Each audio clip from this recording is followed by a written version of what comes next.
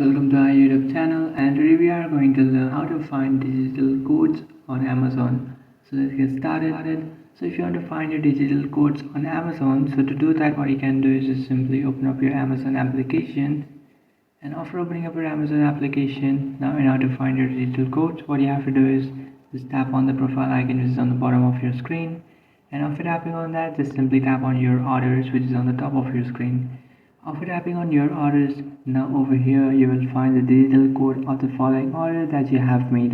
But if you can't find it over here, then you should probably find it in your email. So what you can do is just simply open up your Gmail application with which you have created your Amazon account with. Select the account and then check if you have received a mail. So you should receive a mail from Amazon and should find your digital code over there. But if you can't find it, then what you have to do is just simply wait for a day. So it might take a while to receive your code. What you can do is just simply wait for a day and you should probably fix your problem and then find your code.